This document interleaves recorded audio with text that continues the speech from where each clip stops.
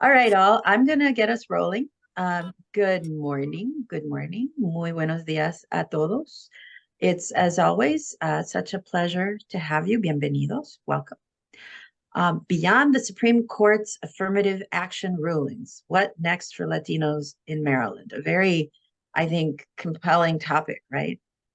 But before we get into it, first off, I want to thank all of you, my MLU community, our MLU community, for rejoining us after our summer hiatus for this relaunch of our policy series, where we discuss big picture issues and their impacts on our lives as nonprofit and community leaders and as Maryland residents.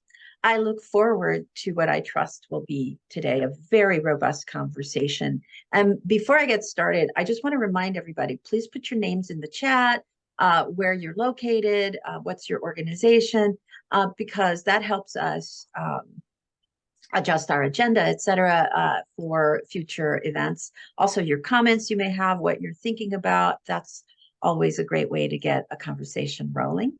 I would be remiss if I didn't take time to highlight, like I started saying, that between September 15th and October 15th, we are celebrating Hispanic Heritage Month, a time when we consider the contributions that countless Latinas and Latinos have made to the United States, its culture, its economic growth.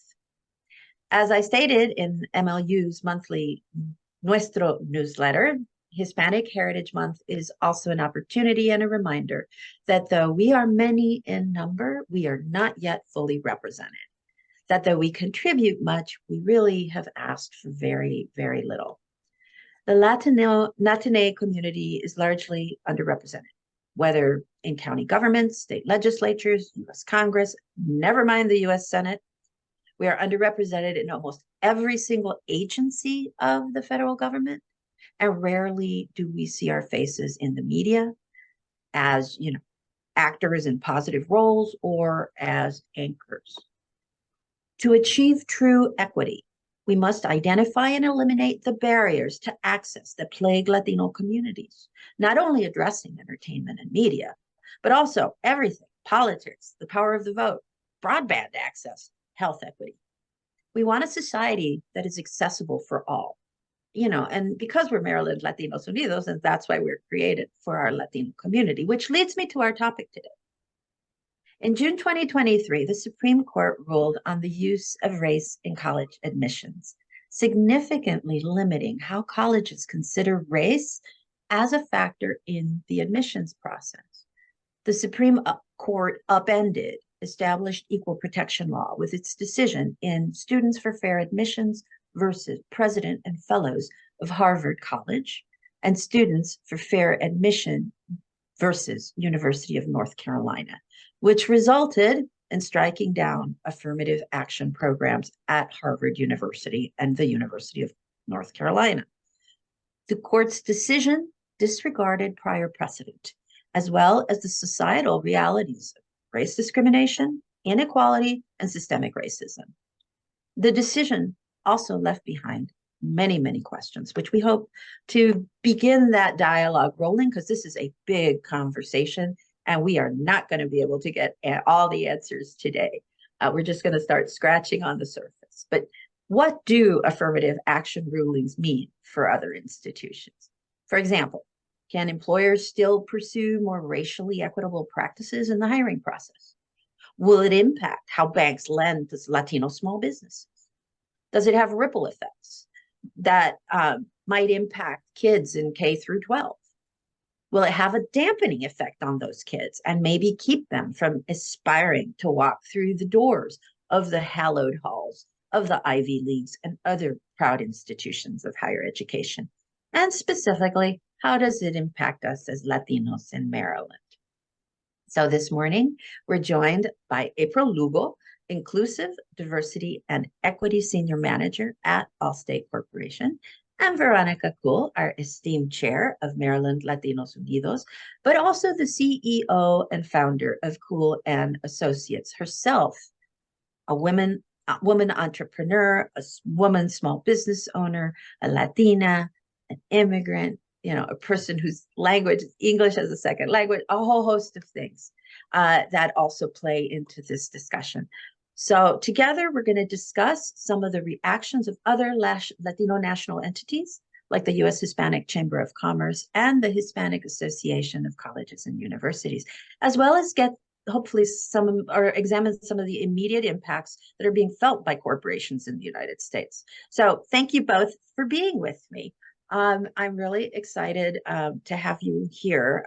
I have the honor of having you both be on my board and help me guide this organization. So it's, you know, fun to see you on in your professional sides, right?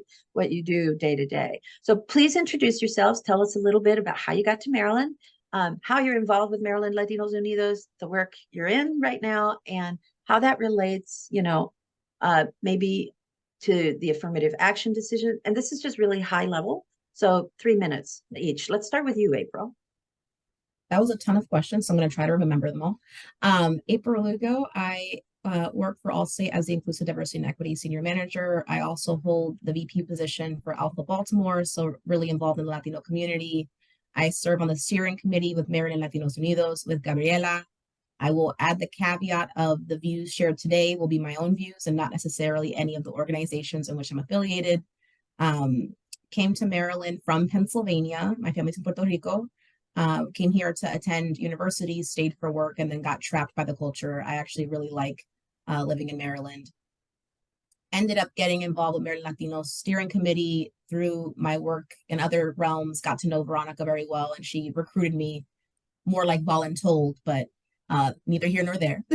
And I think that, the implications, there was a lot of questions. The implications for affirmative action and the work I do, I think when the ruling came out, it was anxiety causing for a lot of reasons. One being first generation. I think people aren't understanding how much it's going to change the game for especially first gen low income students. When I think about my own journey to college, I would have never ended up, I went to Johns Hopkins University. I would have never ended up at a top 10 university if it wasn't for these programs that were created specifically for first generation low income students, because you don't have the same levels of access to information. It's not about giving a handout, but it's about giving access. When you grow up in families who've never attended college or have ideas how to do financial aid, I had no idea how financial aid worked when I did my applications. And so thinking about all those leg ups you get just by generational knowledge, not generational wealth, but knowledge. It's really important for these programs to exist, and it's going to be very damaging, I think, across the board, not just for the university sector, but as we think about diversity in our organizations. And I know we have more questions coming up, so I will pass the mic to Veronica. Veronica. Yeah, no. Gracias, Gabriela. And good morning, everybody. Really happy to be here. So Veronica Cool. And the first question is a little bit about myself. So I've been in the United States about, ay Dios mío, almost 35, 40 years. And Dominican, born and raised in the DR, migrated here. And I climbed the ladder in corporate and business banking, financial services. And I started my own consulting company about 12 years ago when I realized that there was a gap, right? The mainstream kept asking me how to get to Latinos, and I kept seeing my two worlds not meeting.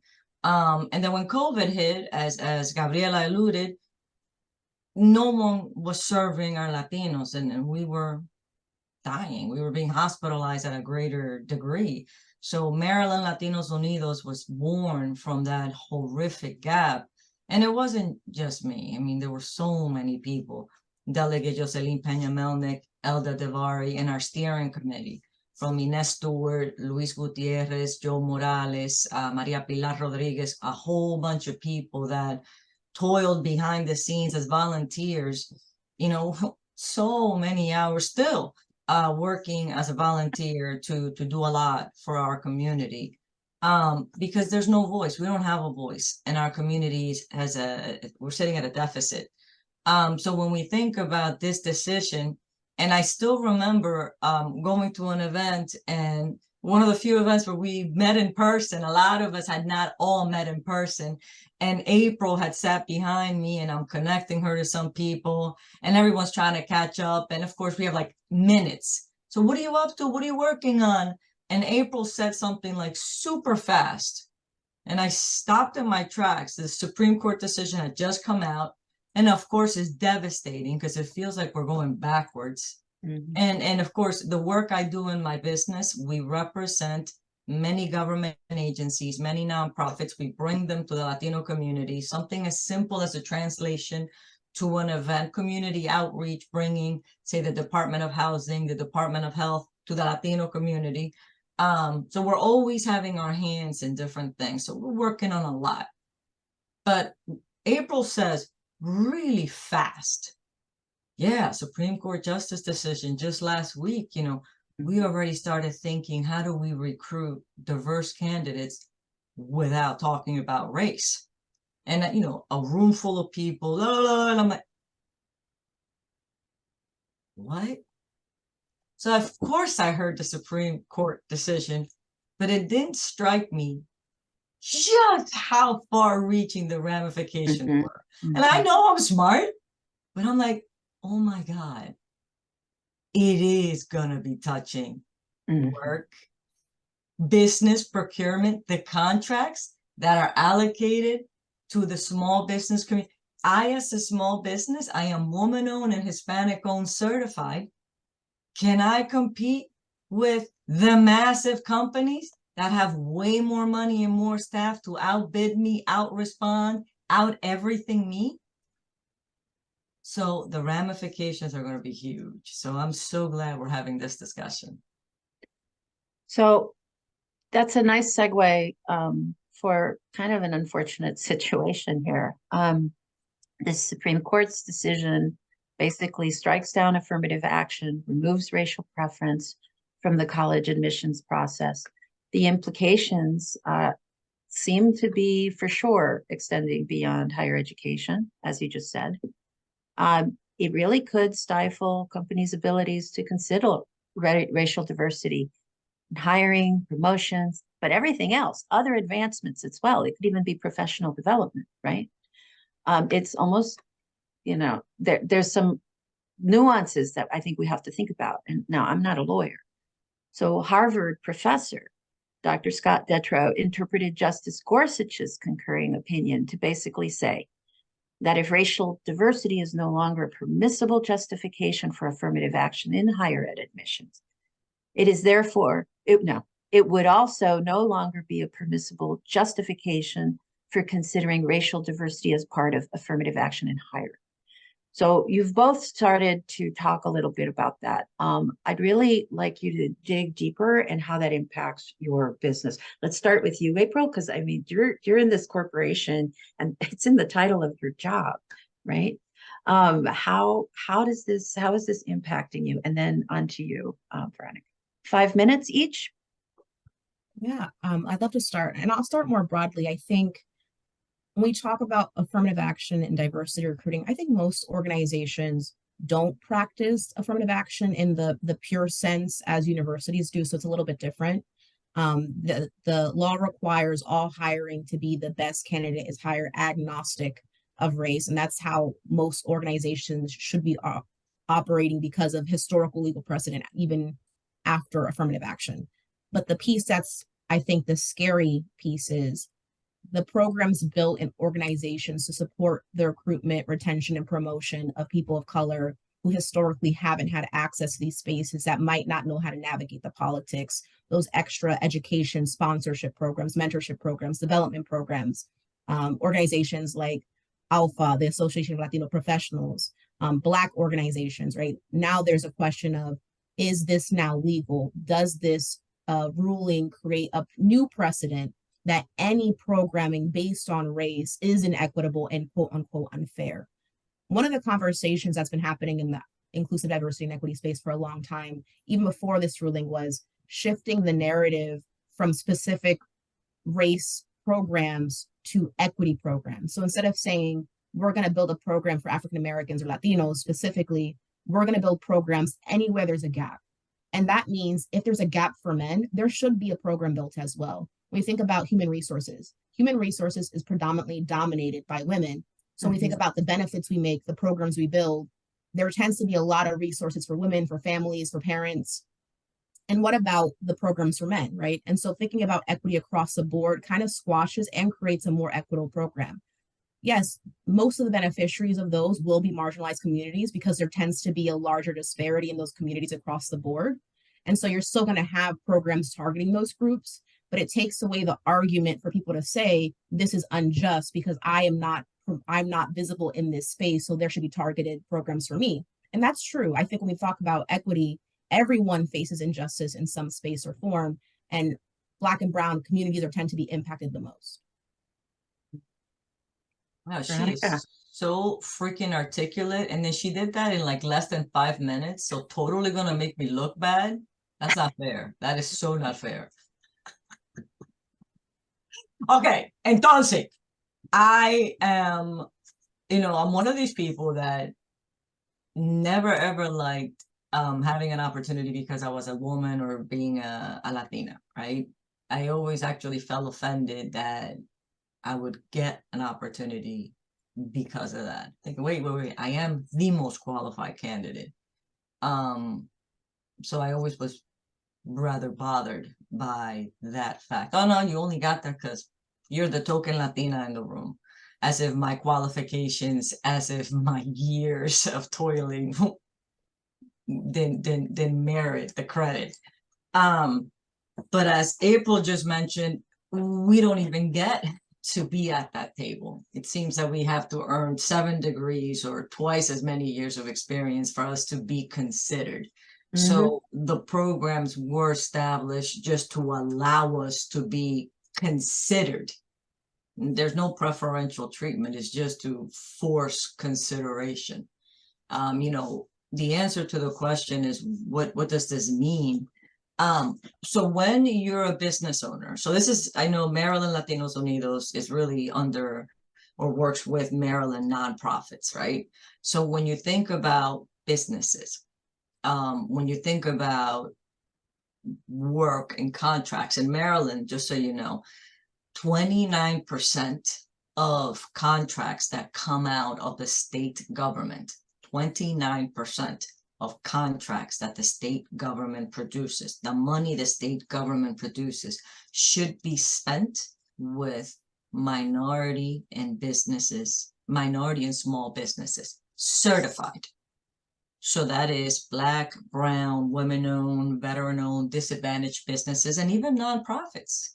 So that technically means that out of every $100 that the state of Maryland purchases or spends, toilets, roads, construction, services, needs to be spent with a small business, whether women-owned, Hispanic, African-American, Native American, Asian American, disadvantaged, veteran-owned. So how do you have to certify that? I can't simply say, Cool and Associates, it's woman-owned, making sure my husband doesn't own it and he's gaining on the profit. I'm actually interviewed. I have to check a lot of paperwork. So that's, if you're not certified, please get certified. There's a lot of business opportunities. Well, now that the Supreme Court justice decision came through, there is an incredible concern that states across the country could perhaps have the constitutionality or the law questioned. So a white firm or a male firm could say, wait, how come Veronica got that contract? I competed for that. Why did she get it? So just like April said, we have to find alternative ways to stand on our own. So this is where we have to ensure that our pricing, our quality, our performance are to par so that we can continue to be a viable business. So of course they are. I've never stood on my laurels. I've never stood on, oh, I'm a Latina, so I can charge twice as much. I'm a Latina, so my quality can suck. Oh, I'm a Latina, so of course not. Of course not. But at least I had the opportunity to compete, whereas before I didn't. So this is very, very concerning.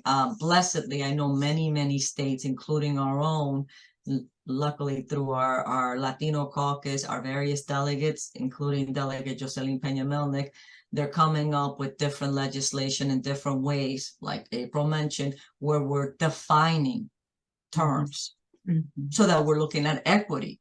Our contracts looking at disadvantaged businesses. So it's not just race. It is, are you coming up from a certain zip code? Mhm. So you're right. It doesn't matter what color you are. If you are from a certain zip code, you low income, you didn't have the same resources. So that is an incredibly damaging setback. You're not going to compete the same way as everyone else. Mhm. Right.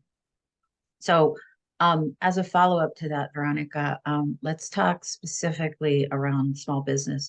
I pulled a lot of reactions from different organizations, and I was struck by the U.S. Hispanic Chamber of Commerce. The CEO, Ramiro Cavazos, he put a statement that said, "This decision undermines the progress made in leveling the playing field for underrepresented communities, including the Hispanic community. Hispanic business enterprises heavily rely on access to capital for expansion and growth." He goes on to say, affirmative action, excuse me, my slide just moved. Okay, sorry about that. Okay, where are you, Cavazos? Okay. He goes on to say, affirmative action programs have played a crucial role in ensuring fair access, to your point, Veronica, to, in this case, though, specifically to financial resources, enabling Hispanic entrepreneurs to compete on an equal footing. So, as you said, Veronica, to have a place at the table. The Supreme Court's decision will impede access to capital, constraining the growth of potential Hispanic businesses and hindering economic progress within our community. And this is the part that's, to me, the kicker, therefore threatening the opportunity of generational wealth.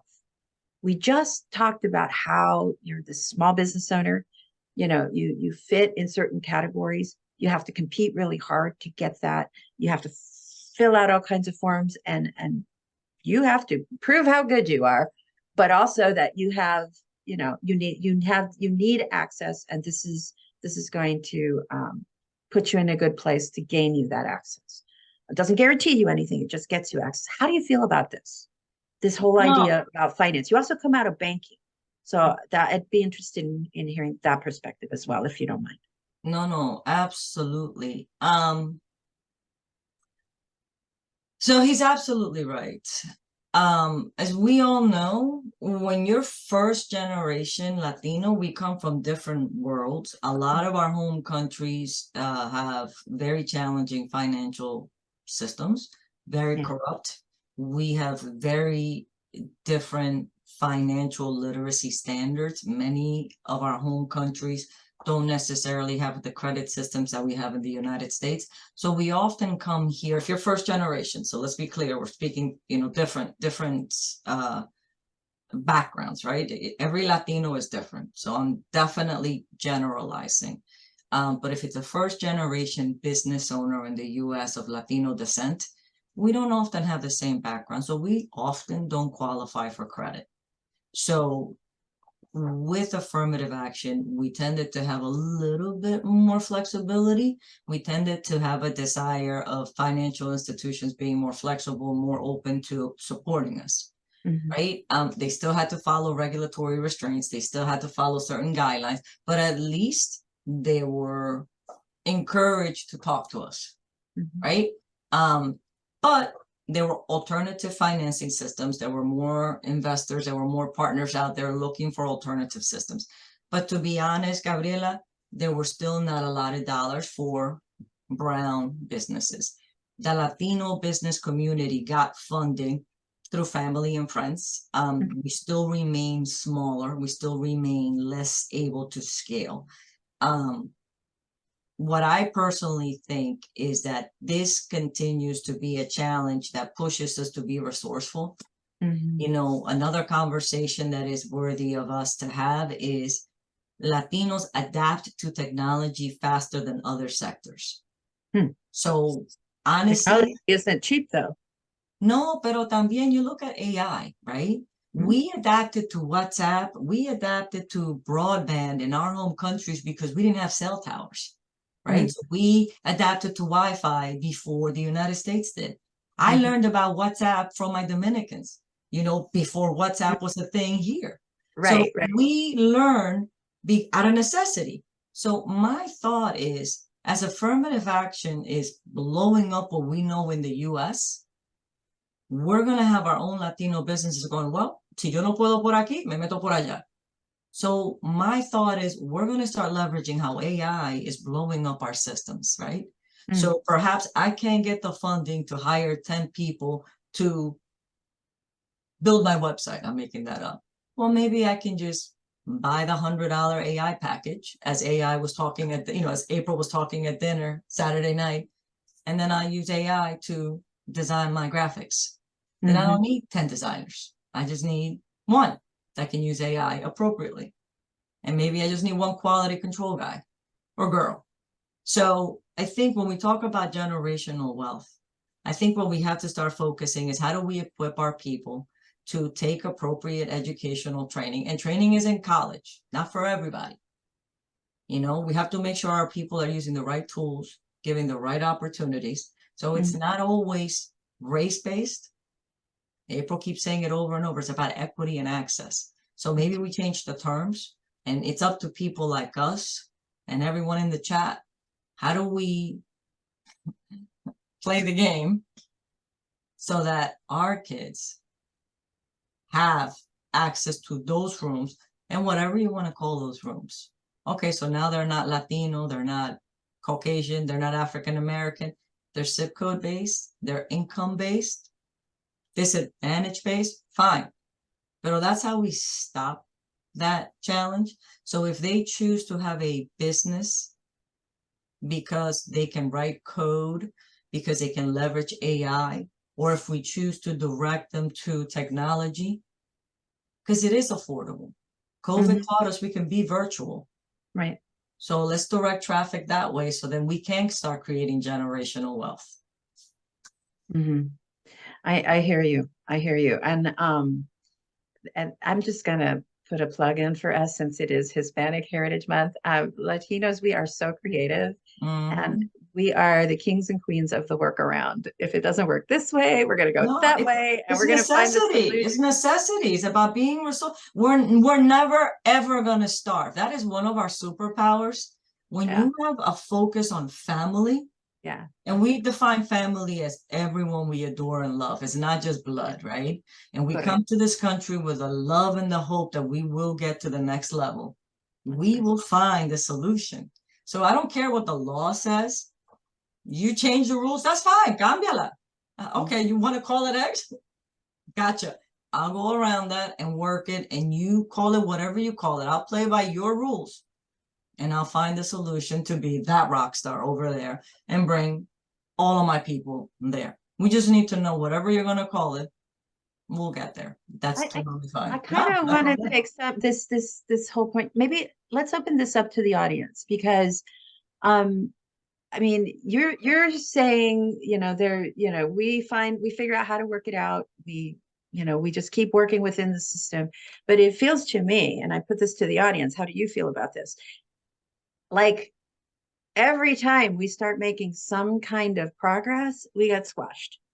And each time it gets more and more challenging, right? And it's, who gets to decide how the pie gets made? That number, instead of growing with the population, it's shrinking proportionally. And that's, to me, a little bit of the threat. Yet you're also saying that we have a huge threat. Yeah. But we also have these innovations that are occurring, and that we're creative with, and that we utilize. So let's ask the audience. Anybody want to hop in? Raise your hand. Come on, guys. I know you're not shy. So many questions I have. Let's see. I don't see anybody's hand raised. Well, let's just keep going then. What about you guys? What do you think about what I just said? What I will say is, you asked a real powerful question, right?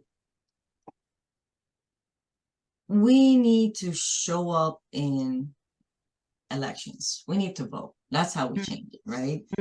We need to make sure that we have allies in every big room, that people that speak with our best interests at heart, so that when the Supreme Court justices are being nominated, those that are nominating understand the needs of our community. So that, they are allies. So they're understanding the plight of the immigrant. They're understanding the plight of a woman. They're understanding the plight of, the younger folks, the older folks, the sandwich generation. That's how we get to a place of equity. Right now, we have people that have regressed our society by 20, 30, 40 years. I mean, April, when we were sitting at the Kamala Harris event, you rattled off like how many decisions were unmade. Yeah, and I think a phenomenon that's happening is very psychological, is when we get towards equity, there's a taking away, right? There's a taking away of privilege that people have historically had that has been their norm. So it doesn't feel like you're creating equity. It feels like you're taking away from me. And when anyone is taken away from, they react in a certain way. And we talk about a lot about what is our accountability and how we can connect as a community. But I think a large piece of this is also crossing the bridge to people who have different viewpoints than yourself and building those relationships. As a society, we've gotten into an echo chamber model, like thinking about platforms like Facebook, Instagram, TikToks. Their algorithms are meant to reinforce your beliefs. So if you're someone who is left-leaning or right-leaning, your feed is going to populate with what you like to reaffirm you, so you're more drawn into that platform. So you begin to feel that everyone feels the way you feel. And we're not talking to each other because we want to associate ourselves with people who hold similar beliefs, which creates a larger divide. And now you have this war going on, versus when you take the time to make connections with all different kinds of colleagues, people can see the reality of your work. We talk a lot about affirmative action. And one thing that's always been really frustrating about it is the assumption is it creates jobs for people who are less qualified. It takes people into college who are less qualified. And that's not the case. It's about access.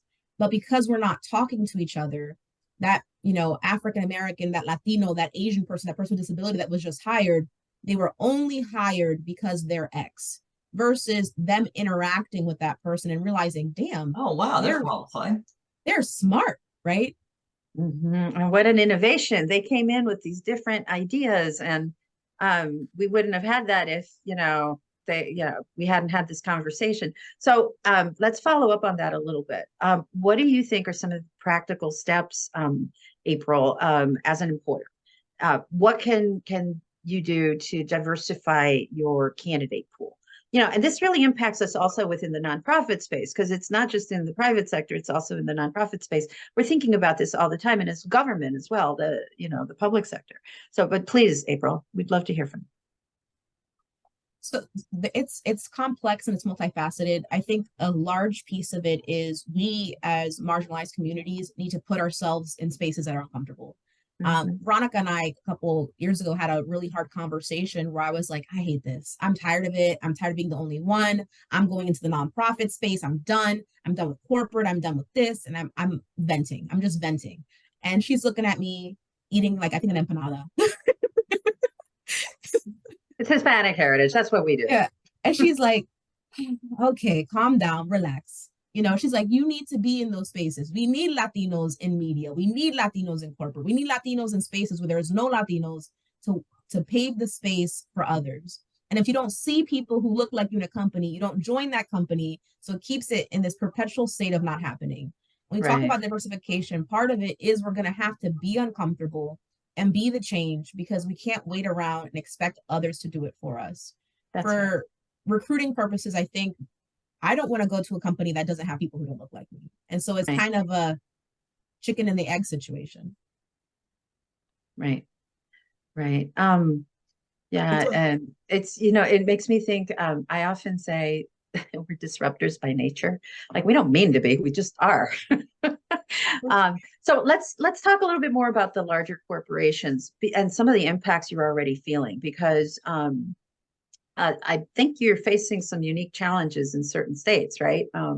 13 attorneys general, wrote to 400 Fortune 100 CEOs, reminding them of their obligations as an employer under federal and state law to refrain from discriminating on the basis of race, whether under the label of diversity, equity, and inclusion or otherwise.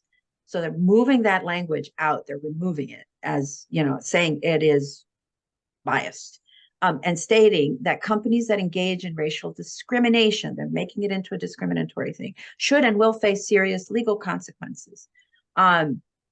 They also said that these discriminatory practices include explicit racial quotas, which you said, April, at the beginning, you really haven't seen that, right?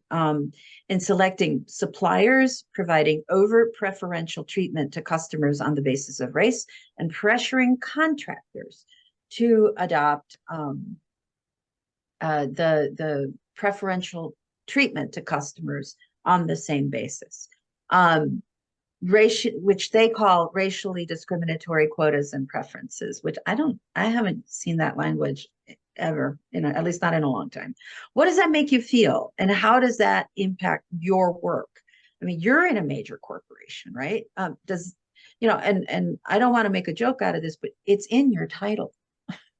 Like, how does that impact everybody and what you're seeing in the environment? What environment is that making for the corporate experience? Yeah, I think across the board, and not to keep going to my psychology, I almost went into that field, and so I now read psychology books for my nerd fun. But when you're historically not used to seeing people of color advance, and this is a really real thing, when people historically have not seen people of color in leadership, now there's 3 and 4, and that feels like a lot because you have never seen it before. So now you're like, there's a bunch of them. When we look at the raw numbers, there is no data to support that there's preferential treatment given to people of color. Most board seats are held by white men. Most Fortune 100 companies are run by white men. Most executive positions in Fortune 100 companies are held by white men. And so if we were seeing preferential treatment, that data would not exist. I don't feel a ton of anxiety about this attack. There's always been an attack on equity. There was an attack on desegregation. There was an attack when we tried to end slavery, and we did. But there's always going to be a fighting towards this equity cause, and it's who's willing to keep staying in the battle. To me, it doesn't matter what we call the work, because the work will continue. And I don't see a world where that work ever stops. Right. I hear you. Let me go back to my questions here. So for both of you, the leading voice in championing Hispanic success in higher education. This is what the Hispanic Association of Colleges and Universities, this is how they see themselves. They recognize the pivotal role of diversity in strengthening and enriching higher education. And Antonio Flores, the HACU president, he said, this ruling perpetuates the inequities in educational opportunities for Hispanics and other underserved groups. He also signed HACU on to an amicus brief that was generated by the American Council on Education. And they argue that institutions should be granted the autonomy to exercise their academic judgment in determining the diversity that aligns with their mission. I'd love for you both to talk about that, because I think that's exactly what you're saying, April, when you're talking about the different ways of hiring people and trends, right? I mean, it's about having the right to hire the best person for the job on the basis of your opinion. And, race is actually, and, apart from the letting you in, race and ethnicity and all these different pieces are actually positive contributing factors, not negative. I mean, I don't know why the assumption is somehow that it's negative. But let's talk about that a little bit. Yeah, I think a lot of the shift is what traditionally has been valued as success isn't equitable, right? So we say, when we accept someone into college, oh, this person had an internship with Fashion Week. This person had an internship with Amazon CEO. Those opportunities are rare and unlikely and typically gotten through interconnectivity and social capital, right? As someone who is first generation relationship building, right? Yeah. So yes, exactly. And being someone who went to a top 10 university, I saw how much connection my peers had. And for me, I was trying to figure out, like, where do I buy textbooks and how much do these textbooks cost, and what is the library for, and how can I use their computers, and just navigating that with no historical information. And so that access to social capital builds your resume out. And for students who their families can't pay their rent and who are forced to get jobs, those are transferable skills and should have value similar to that experience. We discredit a student who held a 4-year job at McDonald's because that doesn't equate to interning at Fashion Week or interning with Amazon or interning with this Fortune 100 company. But the skills learned and the endurance and the resilience and the dedication is probably harder to work at McDonald's, right? And to be in that hot kitchen flipping patties and making fries. Those kitchens are hot, right? Yeah, and so thinking about what really is the skills you're looking for, we hold a lot of power and put a lot of power and capital into what has social value and what has social significance. When we look at the corporate world and professionalism, what is professional? What is the candidate we're looking for? Those who have the highest pedigree, the highest education. And we know that those universities historically have not been diverse. And so how do we reframe how we hire, how we select students for university to be more equitable and rethink our biases around what success looks like for a candidate in both spaces? Oh my God, that is so powerful. To just, what you just said is so striking, because even we carry that.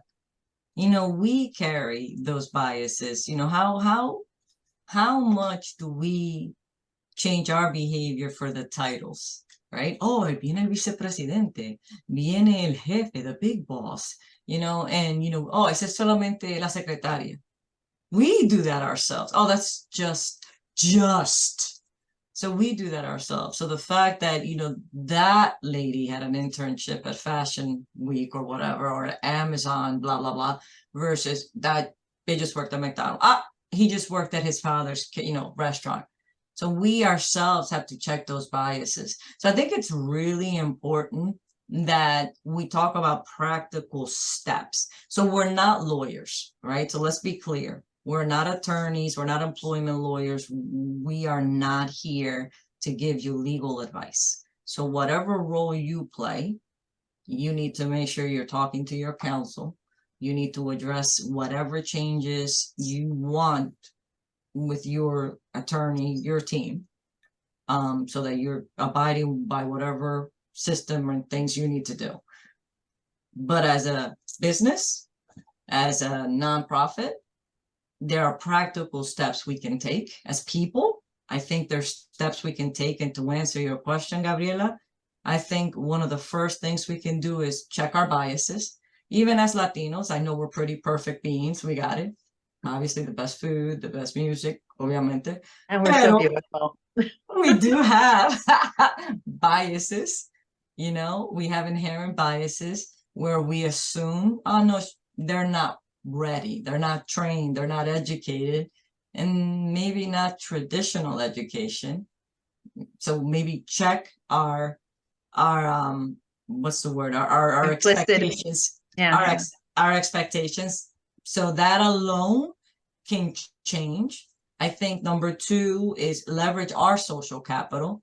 So perhaps instead of us, you know, directing or soliciting candidates, we direct our funding, our scholarships, our programs to the schools in the zip codes that may not have the same access. So if I can have, say, $1,000 that I can set aside for a summer internship, let me advertise it at Patterson High School.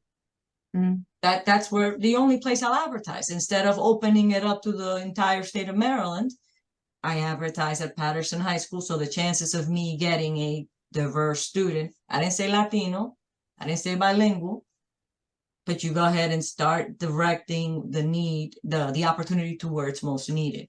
So I think we can make practical steps for us to, you know, change the outcome ourselves. And again, target the need for equity, because it's true. Just because you're a Latino, just because you're a woman, just because, it's about equity. I mean, there are a lot of people that are Latino that are comfortable, that may not be in need. Fair.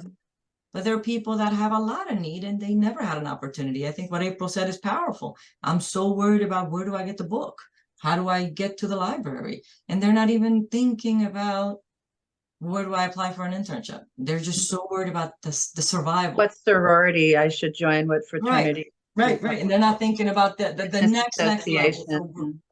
So how do we help folks that need it? And it's not just based on the color of your skin or the ethnicity, I never know how to say that word, ethnicity. Me sale el español. Ethnicity. Nunca me sale cuando la necesito. I know So, the feeling.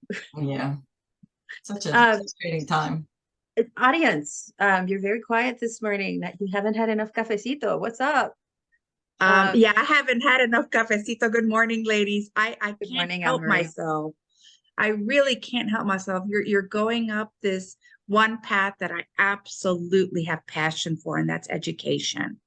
And education, even going beyond secondary, higher education, beyond that, even lessening the gap of our the challenges for our Latino students. Thank you, April, for bringing that to the table. Veronica and Gabriela for being like the most amazing cheerleaders. You really are amazing, just cheering us on. I just want to, I wrote in the chat, and I tend to be an academic sometimes, so you can slap my hand later. You are an academic. You don't tend to be. And you know, it's interesting to me. We are fighting that force in a way, and I thank you for bringing up the biases. The gap has to lessen for sure it does.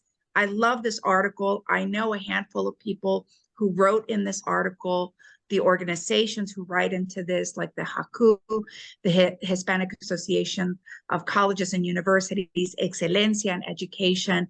These are people that are adjudicating and advocating for the education piece and lessening that gap and the reality of Latino students who are not getting equal access because they need those internships to be able to qualify for that, you know, entering the door for that job. So you're so right, April. And one of the things, if we could do at MLU LSI, I know one more thing, right, Gabriela, or one thing we could do at MLU, one more thing we could do is trying to support a pathway or a process for that in particular for our young people. We already have some ideas on the table that we are strategizing and mobilizing. And I just, at this point, we can't really create perhaps another program. We're so busy, but we can begin to generate a pathway right there for our young people to have the ability to have that place where they're heard, where they know that they have value, which is something MLU can do so very well, where they know that there are ways that you can get to the highest of the highest of the highest. And those are things that are really speak for what we're doing at this time with our programs, what we have on the table. So thank you for bringing that up, April, Veronica, and Gabriela, for leading us. I'm excited. I want to create more and more opportunity for this to be something that we can do with our young people for sure. Sounds like she wants more work. Sounds like I always want. I always say MLU-LSI, right? Yeah, I'm. Yes, Veronica, you're right. So on that front, we are creating. You know, we're talking about for next year creating a summer leadership program for young Latinos in the state. You know, it's an issue of, you know, can I raise the resources? But we know they're out there. We know they're looking for support. I mentioned in one of the questions, one of my concerns about this affirmative action piece is psychological. To your point, April, sometimes, you know, kids are going to see this and they're going to be like, we're not welcome, right? And to your point again, you see, you know, somebody's got to be there. And I also, when I was listening to you, Veronica, I was thinking concepts of mentorship and how important, because it's not just about getting your foot in the door, it's about moving up the ladder too, if you so wish, and understanding how you get up that ladder and what it requires to get there. And you may find you may get a certain way up and that's not what you really want, but it may take you in a whole different direction. That is even more exciting, better, and even more remunerative, right? If that's your purpose. And where you're finding your passion. And it's a very interesting world we're in, because we look at AI, we look at technology, and it does facilitate a lot. And the workaround, right? It helps us work around challenges, roadblocks. And yet at the same time, I think that we need to continue that mentoring, that one-on-one with a leader, internally in the corporation or in a nonprofit space or in government, even, to help us move up, so that there are many tables. It's not just one table, right? I guess that's my point. And somebody, Gabriel Moreno, wrote in the chat also that, because you mentioned voting, Veronica, that it's also about running for office and standing up and joining nonprofits and starting nonprofits, Veronica, and making room for more of us, right? To be able to compete and participate. So and that's a practical step. A lot of our kids don't know what they can be. Right. They have never been exposed to just a wide breadth of career paths. So mentoring, exposure is so important. I was peeking at Almarie's link there, and one of the key points that I just grabbed, just eyeballed, was, distractions, necessity. They had to work. They had to be somewhere else. They had to work to pay the bills, to support the family. So that's a necessity. I had to work after high school. I couldn't be at an internship. We had to pay the bills. So I'm thinking of, how do we help with this? Hopefully we can get some funding. And for next summer, we can get our kids involved in some legislative internships. We can get them interning with April, with me, with all of you, so that they can see that, oh, I can be here and I can be, researching and crafting, bills, and I can be, supporting conferences and events. And all of a sudden you start looking at, even when you prepare for a conference, you start looking at, I can pick the menu. And immediately you start changing the menu, and it's more reflective of our community. Or you start crafting a bill and you start looking at, nobody researched language access. You start looking at interpreters for a conference because no one even thought you're going to have Spanish speakers or Mandarin speakers. And where's that? Little things like that, because no one thought to include us. So the minute you have a 15-year-old from Baltimore City que tiene padre salvadoreño, they're thinking about things that we never thought about. So practical implications of simply having us in that room. And that kid now thinks, I can do that. I can be my job. So little tiny bits of exposure and influence works both ways. So there's a lot of opportunity for us to use this setback as a way to not just reinvent ourselves, but okay, fine. Let's tweak the system. I mean, a week later, April had adjusted practices of her work to immediately continue to diversify her workforce. So she was reframing her tools, and I'm using the wrong, her variables, to continue to diversify her workforce. So it wasn't just race, it was about equity. Okay, so is it zip code? Is it different factors that I need to look at to make sure that I'm still bringing in the talent that I need? Right. So that just makes us continue to be creative, so that our kids are getting what they need. Our community is still at the table and we're still developing them. I love it. So we're at the end here, folks. Any final thoughts, ladies? Oh, Gabriela Gomez, please. Sorry, we have one. So thank you for this forum. I really enjoy all the discussions. But one of the challenges that we face to be a Latino student in high school, in order to even be there at the internship level, is to actually finish school. And a lot of our young students, like you mentioned, Veronica, they have to work. I just met a young lady that doesn't have enough, 18 years old, that doesn't have enough credit to graduate from high school, but she can't go to school anymore because now she's 18 and she has to work to sustain herself and her family. And as we speak, I'm looking for alternative programs that she can actually get her, maybe her GED. But that's a struggle that our students are facing every day. And it's very challenging because there's not a lot of people that can actually understand that as a high school student, you have to be able to support your family as well. And what I like to call them is, these are our culture survivors. They're just making ends meet. And so when we think about all these programs, we have to maybe take a step back and be there at the high school supporting the students, because if they don't graduate, and this was really sad, because she was like, Ms. Gomez, I want to have a diploma. I don't want a GED. But at this point, her doors are closing really quickly. Her opportunities are being, she has to make some tough choices. And I am helping her along the way, even though I'm at an elementary school. I just happened to meet her, and I was like, what are you doing? Like, what are you doing with your life? And then she was like, can you please help me? I don't understand everything that's going on. And the more I dig into her story, her doors are closing. And it's very unfortunate because she has to go to work.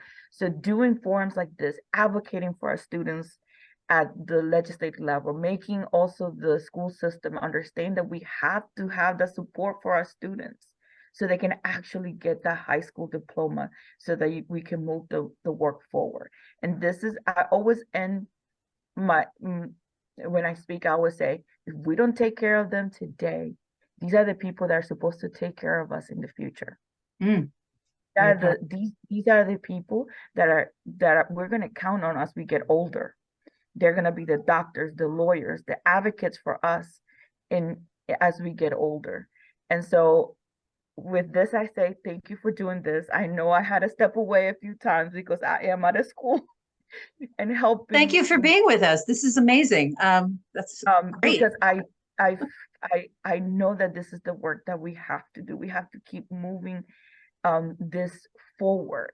And I just wanted to share that with you, because I heard about talking about internships, but before we even get to the internship, we need to make sure that they actually graduate with a high school diploma. Right. Oye, Gabriela, te estoy mandando un mensaje para que me mandes un email con los detallitos de la chica, el nombre y la ciudad. You don't have to give me all the details para her privacy. Yes, I know, and that's why I can't share. And I'm not even, I work at an elementary school, and it just happened to be at a buffet, and it was like, what are you doing here? Aren't you supposed to be at work? You're kind of young. And then she started telling me, and I was like, I have to work, Ms. Gomez. Okay. And it just broke my heart. And she's at the point where really, because of truancy, they're gonna really kick her out. Okay, dale a ella mi email. Okay. So Veronica just sent you an email through the chat. Okay, let me copy it now. All right. Yeah. So it's 10 o'clock, folks, and I see Sheila has a comment question. We can go over a little bit, or we can wrap up. I'm not sure how y'all feel. So let's wrap up, and then Sheila, if te puedes quedar, hablamos contigo. So let's honor everybody's time. Okay, great. So thank you all. As always, this is a very rich conversation. We are blessed with great speakers, so that's the positive side for me on all of this. They make time, and they take time from their busy days to volunteer. This is also part of what they do. Their great work with us. I'm happy you joined us. We look forward to our next event, which will be in October. I'm not quite sure.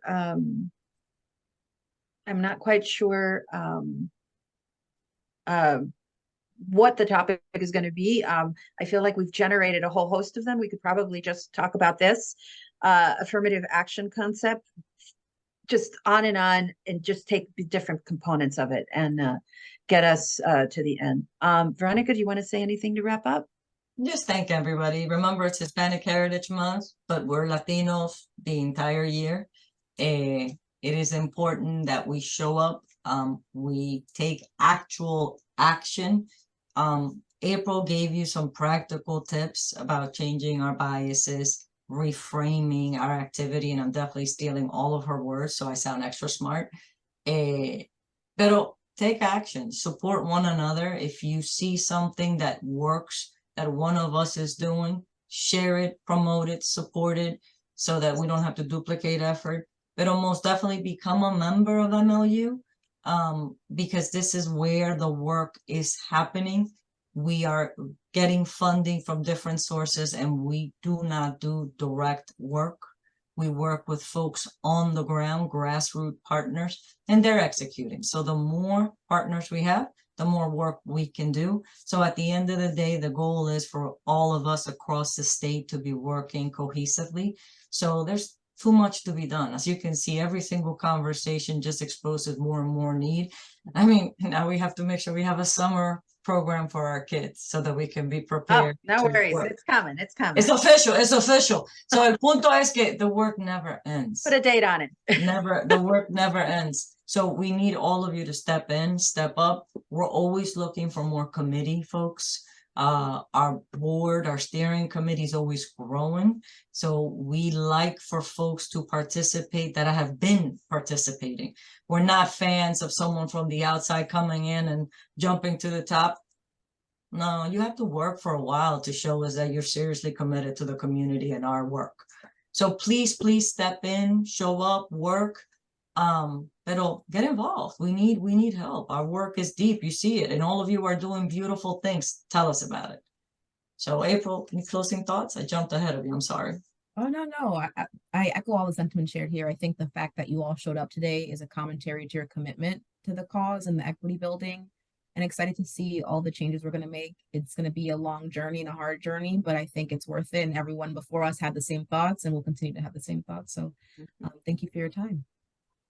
Thank you. Thank you. Thank you for joining us. Have a great day. Gracias. Un abrazo.